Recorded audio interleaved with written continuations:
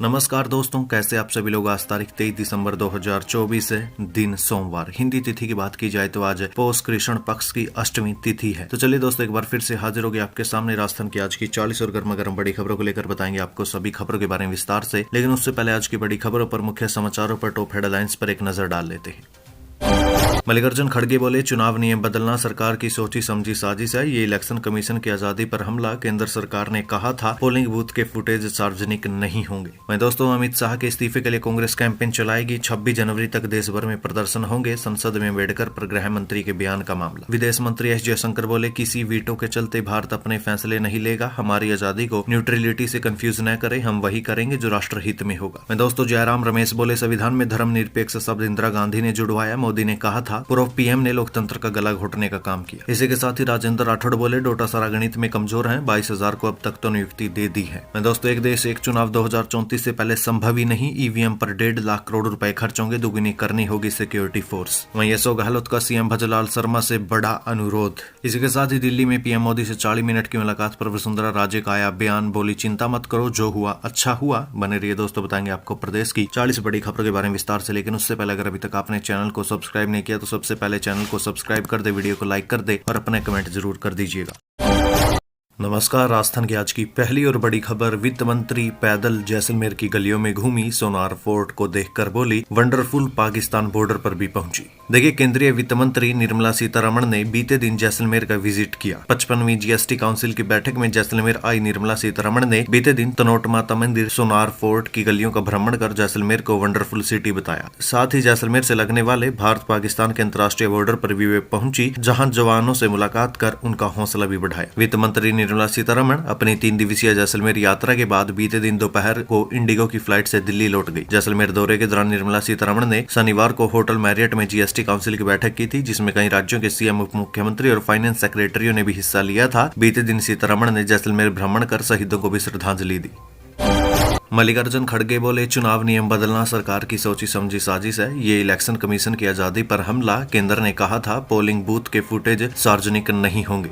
देखिए, वोटिंग नियमों में बदलाव को लेकर कांग्रेस अध्यक्ष मल्लिकार्जुन खड़गे ने कहा कि मोदी सरकार ने चुनाव आयोग यानी इलेक्शन कमीशन की स्वतंत्रता पर हमला किया है। बीते दिन सुबह ट्विटर यानी एक्स पर पोस्ट में उन्होंने कहा कि पहले मोदी सरकार ने सीजेआई को चुनाव आयुक्तों की नियुक्ति करने वाले पैनल से हटा दिया था और अब वे चुनावी जानकारी को जनता से छिपाना चाह रहे हैं। ये सरकार की सोची समझी साजिश है। जब भी कांग्रेस ने इलेक्शन कमीशन को वोटर लिस्ट से नाम हटाए जाने और ईवीएम में ट्रांसपेरेंसी के बारे में लिखा, तो इलेक्शन कमीशन ने अपमानजनक लहजे में जवाब दिया और हमारी शिकायतों को भी स्वीकार नहीं किया। दरअसल केंद्र सरकार ने 20 दिसंबर को पोलिंग स्टेशन के सीसीटीवी, वेबकास्टिंग फुटेज और उम्मीदवारों की वीडियो रिकॉर्डिंग जैसे कुछ इलेक्ट्रॉनिक डॉक्यूमेंट्स को पब्लिक करने से रोकने के लिए चुनाव नियमों में बदलाव किया था। अधिकारियों ने बताया कि आर्टिफिशियल इंटेलिजेंस के इस्तेमाल से पोलिंग स्टेशन के सीसीटीवी फुटेज से छेड़छाड़ करके फेक नैरेटिव फैलाया जा सकता है। बदलाव के बाद भी ये कैंडिडेट्स के लिए उपलब्ध रहेंगे, अन्य लोग इसे लेने के लिए कोर्ट जा सकते। चुनाव आयोग की सिफारिश पर कानून मंत्रालय ने 20 दिसंबर को दी कंडक्ट ऑफ इलेक्शन रूल 1961 के नियम 93(2)(a) में बदलाव किया है। नियम 93 कहता है, चुनाव से जुड़े सभी दस्तावेज पब्लिकली उपलब्ध रहेंगे। अब इसे बदलकर चुनाव से जुड़े सभी दस्तावेज नियमानुसार पब्लिकली उपलब्ध रहेंगे, ये कर दिया गया है। पंजाब हरियाणा हाईकोर्ट ने एक केस में हरियाणा विधानसभा चुनाव से जुड़े दस्तावेज याचिकाकर्ता से साझा करने का निर्देश दिया था। इसमें सीसीटीवी फुटेज को भी नियम 93(2) के तहत माना गया था। हालांकि चुनाव आयोग ने कहा था कि इस नियम में इलेक्ट्रॉनिक रिकॉर्डिंग शामिल नहीं है। इसे अस्पष्टता को दूर करने के लिए नियम में बदलाव किया गया है। दोस्तों, इस पूरे मामले पर आपकी क्या राय है? आप इस पर क्या कहना चाहेंगे? क्या ऐसा करना ठीक है या नहीं? क्या चुनाव के समय की जो रिकॉर्डिंग होती है, जो फोटोज होती है, वो पब्लिकली उपलब्ध होनी चाहिए या फिर नहीं? या फिर जो अभी निर्णय लिया गया है वो होना चाहिए? इस पर आपकी क्या राय है? अपनी राय कमेंट सेक्शन में जोड़ दीजिएगा। कम्युनिस्ट नेता बोले, प्रियंका राहुल को सांप्रदायिक मुस्लिमों का सपोर्ट है, इन्हीं की वजह से दोनों वायनाड में जीते। राहुल गांधी विपक्ष के नेता बने। देखिए, सीपीआईएम पोलित ब्यूरो के सदस्य ए विजय राघवन ने कहा कि राहुल और प्रियंका गांधी की वायनाड जीत के पीछे सांप्रदायिक मुस्लिम गठबंधन था। उन्होंने सवाल उठाया कि क्या सांप्रदायिक मुस्लिम गठबंधन के मजबूत समर्थन के बिना राहुल गांधी जीत सकते थे। उन्होंने कहा कि वायनाड से 2 व्यक्ति राहुल और प्रियंका गए हैं, किसके समर्थन से? वे सांप्रदायिक मुस्लिम गठबंधन के मजबूत समर्थन से जीते। उनके समर्थन के बिना क्या राहुल गांधी का दिल्ली पहुंचना संभव था? आज वे विपक्ष के नेता हैं। विजय राघवन ने कहा कि प्रियंका गांधी की रैलियों में आगे और पीछे कौन लोग थे? या अल्पसंख्यकों में शामिल सबसे खराब चरमपंथी लोग थे जो कांग्रेस लीडरशिप के साथ थे। विजय राघवन 21 दिसंबर को वायनाड के बाथरी पहुंचे थे। उन्होंने यहाँ पार्टी के सम्मेलन को संबोधित किया था। अमित शाह के इस्तीफे के लिए कांग्रेस कैंपेन चलाएगी। 26 जनवरी तक देश भर में प्रदर्शन होंगे। संसद में अम्बेडकर पर गृह मंत्री के बयान का मामला। देखिए, गृह मंत्री अमित शाह की इस्तीफे की मांग को लेकर कांग्रेस पार्टी अगले साल 26 जनवरी तक देश भर में कैंपेन चलाएगी। आज भी 23 दिसंबर को कांग्रेस के नेता 150 से ज्यादा शहरों में प्रेस कॉन्फ्रेंस करेंगे। 24 को कलेक्ट्रेट पर मार्च निकालेंगे। 27 दिसंबर को कर्नाटक के बेलगावी में पार्टी बड़ी रैली भी करेगी। कांग्रेस महासचिव के.सी. वेणुगोपाल ने बीते दिन बताया कि संसद स्तर में संविधान पर चर्चा के दौरान अमित शाह ने अपने भाषण में बाबा साहेब का अपमान किया है। शाह के बयान से सभी आहत हैं। अब तक अमित शाह या प्रधानमंत्री ने इसके लिए माफी मांगने की कोशिश भी नहीं की। कांग्रेस गणतंत्र दिवस यानी 26 जनवरी तक इस मुद्दे को देश भर में उठाएगी। कांग्रेस नेता पवन खेड़ा ने भी जानकारी दी थी कि लोकसभा और राज्यसभा के कांग्रेस सांसद CWC सदस्यों के साथ देश भर के 150 अलग अलग शहरों में प्रेस कॉन्फ्रेंस करेंगे और केंद्रीय गृह मंत्री अमित शाह के इस्तीफे की मांग रखेंगे। जिन लोगों को नहीं पता कि अमित शाह ने क्या बयान दिया था, तो दोस्तों, राज्यसभा में 17 दिसंबर 2024 शाम 7:45 पर विषय था संविधान पर चर्चा। इस विषय पर अमित शाह ने कह दिया कि मान्यवर अभी एक फैशन हो गया, अम्बेडकर अम्बेडकर अम्बेडकर अम्बेडकर अम्बेडकर। इतना नाम अगर भगवान का ले लेते तो 7 जन्मों तक स्वर्ग मिल जाता। अब इसी बयान पर घमासान मचा हुआ है। दोस्तों, अब इस घमासान में भाजपा ने भी जवाबी तैयारी शुरू की है। कांग्रेस के प्रदर्शन को देखते हुए भाजपा ने भी विपक्ष को जवाब देने की तैयारी शुरू कर दी है। पार्टी ने अपने SC/ST मोर्चा को सभी विधानसभा सीटों पर जवाबी अभियान की योजना बनाने के लिए कहा। यूपी भाजपा SC/ST मोर्चा के अध्यक्ष रामचंद्र कनौजिया ने पुष्टि की है कि पार्टी जमीनी स्तर पर विपक्ष को बेनकाब करने के लिए अभियान शुरू करेगी। उन्होंने कहा कि पार्टी दलित विरोधी नारों और विपक्षी दलों के तहत पिछली सरकारों द्वारा उठाए गए कदमों को उजागर करेगी। उन्होंने कहा कि इस महीने के अंत में होने वाले संगठनात्मक चुनावों के तुरंत बाद ये कैंपेन शुरू हो जाएगा। उन्होंने कहा कि मोर्चे की जिला इकाइयों को दलित बहुल गाँव में जाने और पिछले 10 वर्षों में भाजपा सरकार द्वारा शुरू की गई योजनाओं को लोगों तक पहुँचाने को कहा गया। दोस्तों, ऐसा भी नहीं है कि अभी तक अमित शाह ने अपने इस बयान पर कोई भी सफाई न दी हो। अम्बेडकर विवाद पर अमित शाह ने सफाई भी दी थी। अम्बेडकर पर दिए गए बयान पर अमित शाह ने 18 दिसंबर को कहा था, संसद में बात तथ्य और सत्य के आधार पर होनी चाहिए। भाजपा के सदस्यों ने ऐसा ही किया। जब साबित हो गया कि कांग्रेस अम्बेडकर विरोधी पार्टी, आरक्षण विरोधी या संविधान विरोधी है, तो कांग्रेस ने अपनी पुरानी रणनीति अपनाते हुए बयानों को तोड़ना मरोड़ना शुरू कर दिया है।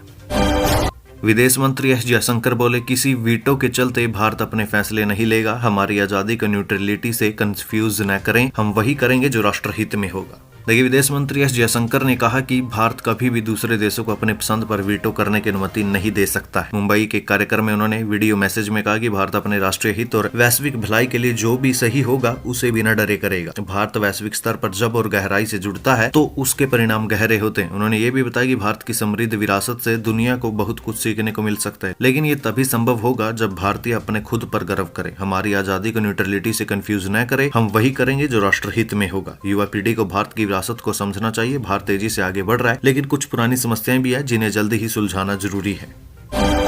जयराम रमेश बोले, संविधान में धर्मनिरपेक्ष शब्द इंदिरा गांधी ने जुड़वाया। मोदी ने कहा था, पूर्व CM ने लोकतंत्र का गला घोटने का काम किया। देखिए, कांग्रेस सांसद जयराम रमेश ने प्रधानमंत्री मोदी के भाषण का पलटवार किया। उन्होंने कहा कि संविधान के प्रस्तावना में समाजवादी और धर्मनिरपेक्ष जैसे शब्द इंदिरा गांधी की वजह से जुड़े थे। PM मोदी ने संसद के शीतकालीन स्तर में यह भी भाषण दिया था कि पूर्व प्रधानमंत्री इंदिरा गांधी ने लोकतंत्र का गला घोटने का काम। रमेश ने सोशल मीडिया प्लेटफॉर्म X पर ट्वीट करते हुए लिखा, प्रधानमंत्री नरेंद्र मोदी और उनके सहयोगियों ने 42वें संशोधन के लिए पूर्व PM इंदिरा गांधी पर तीखा हमला किया था, लेकिन उन्होंने इसका जिक्र नहीं किया कि पूर्व PM ने अन्य कांग्रेस सांसदों के साथ मिलकर 44वें संशोधन के पक्ष में मतदान किया था, जिसके तहत 42वें संशोधन के माध्यम से लाए गए कई प्रावधानों को हटा दिया गया था। रमेश ने कहा कि प्रधानमंत्री और उनके सहयोगियों ने इस तथ्य का भी उल्लेख नहीं किया कि 42वें संशोधन के कई प्रावधानों के लागू होने के करीब आधी सदी बाद भी उन्हें बरकरार रखा गया था।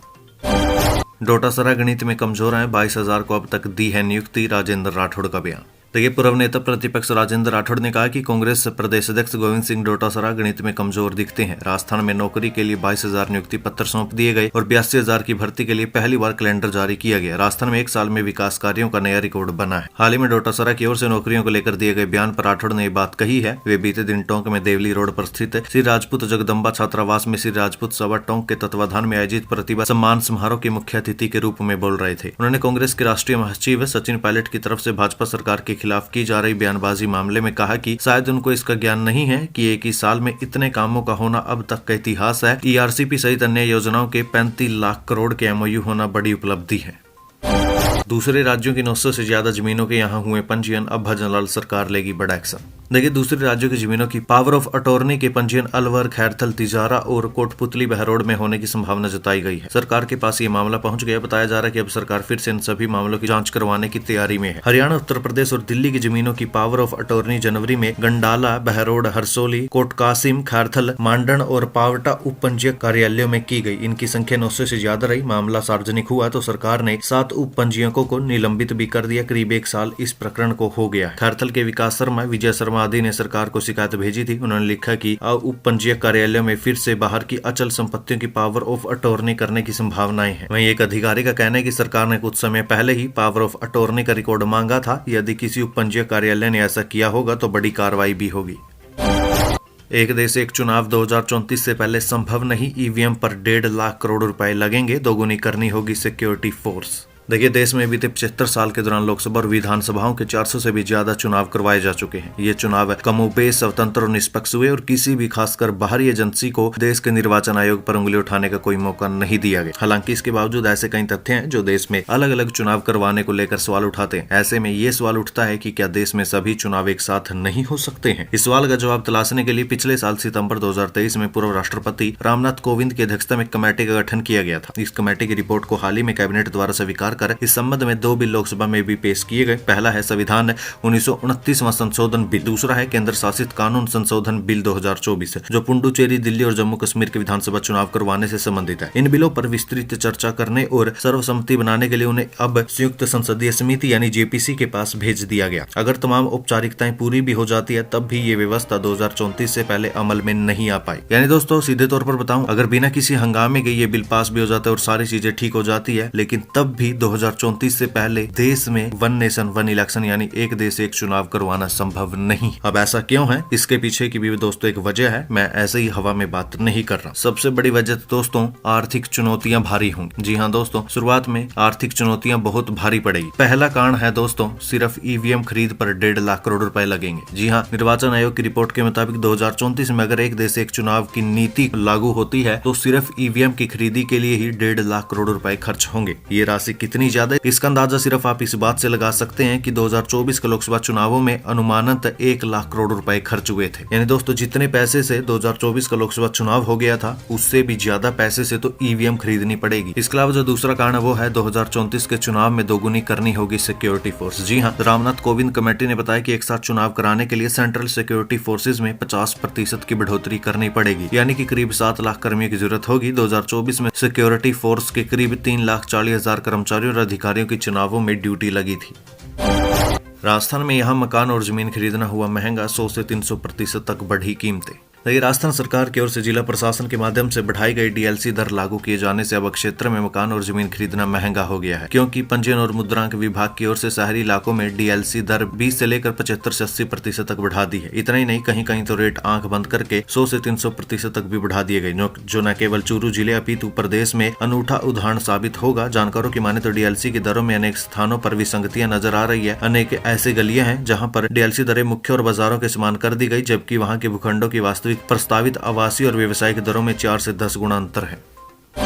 अशोक गहलोत ने सीएम भजनलाल शर्मा से किया बड़ा अनुरोध। देखिए, जोधपुर से बीते साल मार्च महीने में तेज अंधड़ की बेमौसम बरसात और ओलावृष्टि से रबी सीजन की फसलों में बड़ा नुकसान हुआ है। इस नुकसान की भरपाई अभी तक न होने पर कांग्रेस के बड़े नेता अशोक गहलोत एक बार फिर से सक्रिय हुए। अशोक गहलोत ने अपने सोशल मीडिया अकाउंट एक्स पर बीते दिन राजस्थान के सीएम भजनलाल शर्मा से अनुरोध किया। उन्होंने कहा कि सीएम भजनलाल शर्मा इस राशि को जल्द से जल्द जारी करवाकर किसानों को राहत दिलवाएं। किसानों के हक का मुद्दा उठाते हुए अशोक गहलोत ने लिखा कि 2023 में जोधपुर में हुई अतिवृष्टि से फसल खराब हुई थी। उस समय गिरदावरी करवाकर फसल खराबे का 80% क्लेम और खाद बीज की राशि देना तय हुआ था, लेकिन आचार संहिता के कारण बीमा क्लेम राशि किसानों को नहीं मिल सकी। करीब 1 वर्ष बीत जाने के बाद भी ये राशि किसानों को नहीं मिली है। मुख्यमंत्री भजनलाल शर्मा से निवेदन है कि इस राशि को जल्द से जल्द जारी करवाकर किसानों को राहत दिलवाएं।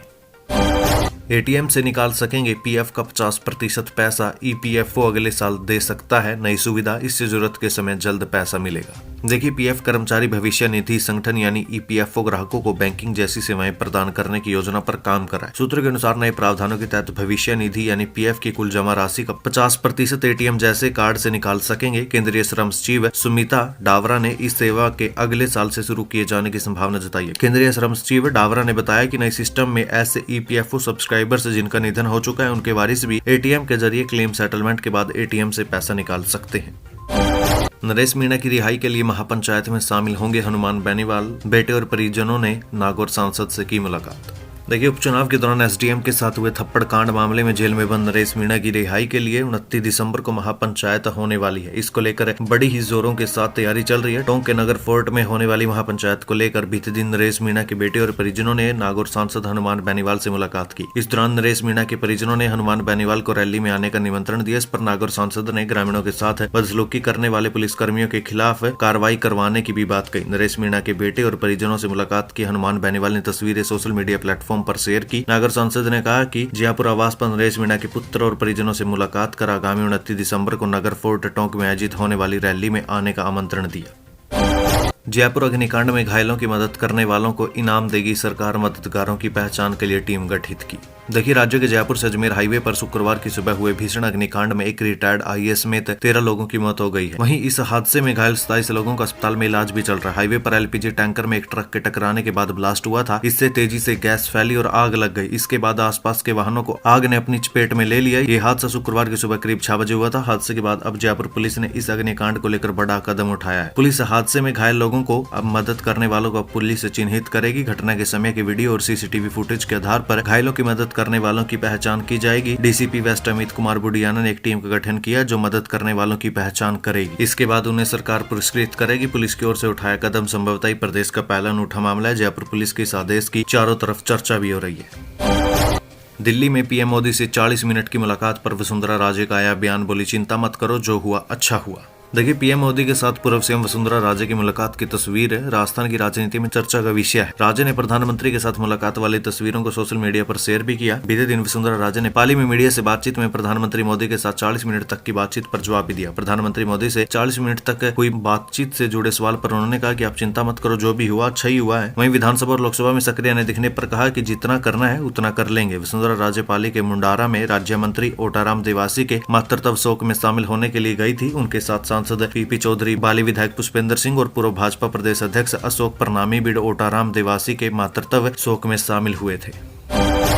दौसा सांसद की बेटी निहारिका को मिला बड़ा पद, एनएसयूआई ने दी ये जिम्मेदारी। देखिए, कांग्रेस का छात्र संगठन national students union of India यानी एनएसयूआई ने निहारिका जोरवाल को प्रदेश उपाध्यक्ष बनाया है। इसके अलावा तलब खान को प्रदेश में महासचिव बनाया गया। तुषार कटारा, अजय मीणा, दीपक चौहान, राहुल कुमार और रिंकू चेची को संगठन में प्रदेश सचिव की जिम्मेदारी दी गई। 63 महासचिव, 92 सचिव और 60 संयुक्त सचिव बनाए गए। दौसा के 10 से ज्यादा छात्र नेताओं को संगठन में जगह दी गई। अंकित 57, देवेंद्र सिंह गुज्जर और मोहन खान को संयुक्त सचिव बनाया गया। संगठन के प्रभारी कन्हैया कुमार और राष्ट्रीय अध्यक्ष वरुण चौधरी ने संगठन में बदलाव किया है। 8 प्रदेश उपाध्यक्ष बनाए गए। निहारिका जोरवार का संगठन में नाम चुकाने वाला है। निहारिका का नाम राजस्थान विधानसभा उपचुनाव में चर्चा में आया था। दौसा में उनका टिकट चर्चा में था कि कांग्रेस उन्हें टिकट देगी, हालांकि उन्हें टिकट नहीं मिला था।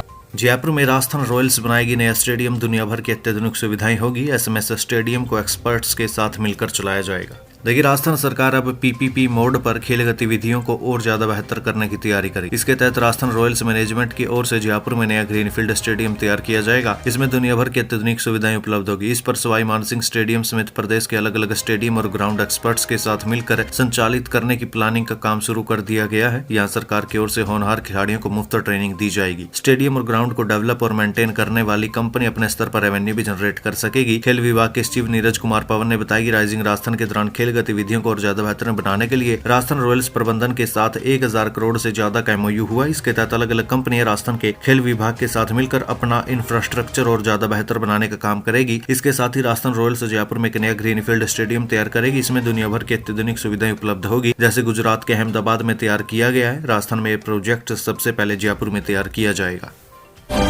पुलिस, सीबीआई और कस्टम से वीडियो कॉल आए तो रहें सावधान, इस नंबर पर करें संपर्क। देखिए, डिजिटल अरेस्ट की घटनाएं लगातार तेजी से बढ़ रही है। साथ ही ठग पुलिस, सीबीआई और कस्टम ऑफिसर या जज बनकर वीडियो कॉल करते हैं और लोगों को डिजिटल अरेस्ट कर ठगी कर रहे हैं। इससे बचाव के लिए गृह मंत्रालय ने हाल ही में एडवाइजरी जारी की, जबकि अलवर सहित देश भर में डिजिटल अरेस्ट के मामले पिछले करीब 8 से 10 महीनों से सामने आ रहे हैं। पिछले 2 दिन से मोबाइल से कॉल करने पर गृह मंत्रालय की ओर से जारी की गई एडवाइजरी कॉलर को सुनाई दे रही है, जिसमें कहा जा रहा है कि यदि आपके पास पुलिस, सीबीआई और कस्टम ऑफिसर या जज के नाम से वीडियो कॉल आए तो सावधान रहिए, साइबर ठग हो सकते हैं। इसकी शिकायत राष्ट्रीय साइबर हेल्पलाइन नंबर 1930 यानी कि 1930 पर दर्ज करवाएं। डिजिटल अरेस्ट जैसी घटनाओं के लोग काफी पहले से शिकार हो रहे हैं। साथ ही ठग अब तक डिजिटल अरेस्ट करना है जाने कितने ही लोगों को साइबर ठगी का शिकार बना चुके। घटनाएं बढ़ने पर गृह मंत्रालय ने एडवाइजरी जारी की। मैं दोस्तों ये साथ ही ठग लोगों के मोबाइल पर व्हाट्सएप पर वॉइस या वीडियो कॉल करते हैं और खुद को telecom regulatory authority of India यानी ट्राई, पुलिस, सीबीआई या फिर कस्टम के अधिकारी या फिर जज बताते हैं। इतना ही नहीं दोस्तों, वीडियो कॉल पर पूरे थाने का सेटअप तक दिखाते हैं या फिर व्हाट्सएप पर कोर्ट का नोटिस और गिरफ्तारी वारंट ये सब भेजते हैं। इसके बाद कई घंटे तक डिजिटल अरेस्ट का टॉर्चर करते और ठगी का शिकार बनाते। इसलिए दोस्तों इन लोगों से बच के रहिए। अगर आपके पास ऐसा कोई कॉल आता है तो तुरंत 1930 पर जो साइबर हेल्पलाइन का नंबर है उस पर संपर्क करें। 10 विश्व रिकॉर्ड बना चुकी है राजस्थान की वंशिका, सुनाती है करोड़ों के पहाड़े। देखिए गणित के सवाल आते हैं तो अच्छे को पसीने आ जाते हैं। हर कोई गणित के सवालों से बचना चाहता है, मगर चिड़ावा की लाडली वंशिका शर्मा करोड़ों की कैलकुलेशन पलक झपकते ही हल कर देती है। इस कारण लोग वंशिका को मैथ्स गर्ल के नाम से जानते हैं। चिड़ावा के वार्ड 31 निवासी मनोज शर्मा और गायत्री शर्मा की पुत्री वंशिका शर्मा गणित के भारी भरकम सवालों को हल कर 10 वर्ल्ड रिकॉर्ड बना चुकी है। वर्तमान में IIT मद्रास की छात्रा वंशिका जब गणित के करोड़ों के गुणा भाग करती है तो लोग दांतों तले उंगलियां दबाने को मजबूर हो जाते हैं। वो एक समय में 2 तरह के सवालों के जवाब दे देती है, जो कि काफी मुश्किल होता है। इतना नहीं, वो करोड़ों के पहाड़े भी सुना देती है। बचपन में माँ गायत्री शर्मा ने 2 अंकों की टेबल सुनाने को बोला तो वंशिका ने दिमाग को स्थिर रखते हुए माँ के सवाल का जवाब दिया। बाद में किसी लड़की को दोनों हाथों से लिखते हुए देखा तो नई धुन सवार हो गई। वंशिका ने Solan university Himachal Pradesh Jammu girls college में गणित को सरल तरीके से समझने के टिप्स दिए। वे बच्चों में गणित के भय को दूर करने के लिए सेमिनार भी लेती है। सड़क पर बना दिया 2 फीट ऊंचा स्पीड ब्रेकर, ट्रेलर का टैंक फटा, 5 किलोमीटर तक फैला डीजल, हो सकता था बड़ा हादसा। देखिए भरतपुर में सड़क पर 2 फीट ऊंचा ब्रेकर बना दिया। बीते दिन सुबह 8:30 बजे एक ट्रेलर इस ब्रेकर से गुजरा तो उसका डीजल टैंक ब्रेकर से टकराकर फट गया। सारा डीजल रोड पर फैल गया। ड्राइवर हिम्मत दिखाते हुए ट्रेलर को उसी हालत में 5 किलोमीटर दूर रीको इंडस्ट्रियल एरिया के आगे भवनपुरा गांव ले गया। एक चिंगारी भी बड़े हादसे का कारण बन सकती थी। घटना भरतपुर के कोतवाली थाना इलाके में नई अनाज मंडी एरिया में शमशान घाट के पास